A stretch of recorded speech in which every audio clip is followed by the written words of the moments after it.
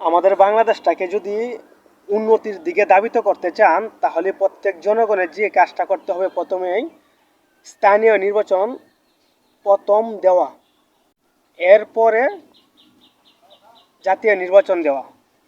কারণ যদি জাতীয় নির্বাচন আগে দেওয়া হয়, তাহলে বাংলাদেশটা একটা দুর্নীতির আঁকড়া হয়ে দাঁড়ায়।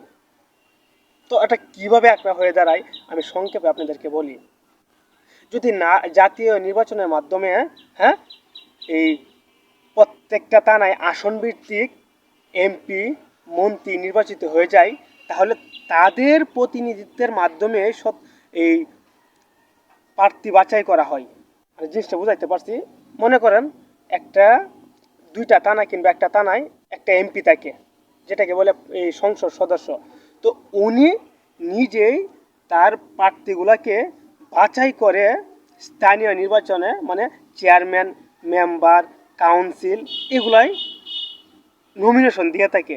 তো যে লোকগুলাকে নমিনেশন দেওয়া হয় দল থেকে, তারা কিন্তু জনপ্রতিনিধির বাছাই করা প্রার্থী হয় না কখনো।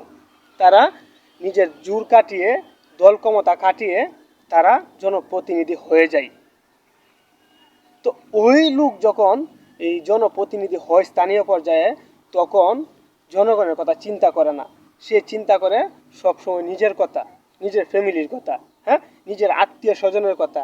কারণ জনগণ কি ঠিকমতো এই রেশন কার্ড পাচ্ছে, কিংবা এই বয়স্ক ভাতা পাচ্ছে, তাদের এই রাস্তাঘাটের কাজ হচ্ছে, তাদের কর্মসংস্থানের সৃষ্টি হচ্ছে কিনা, এগুলো তার দেখার বিষয় নেই। তার দেখার বিষয় শুধু এই বাজেট আসতেছে কিনা, তার পকেটে টাকা ঢুকতেছে কিনা, এবং তার আত্মীয় স্বজনরা ঠিকঠাক মতন ইনকাম করতে পারতেছে কিনা।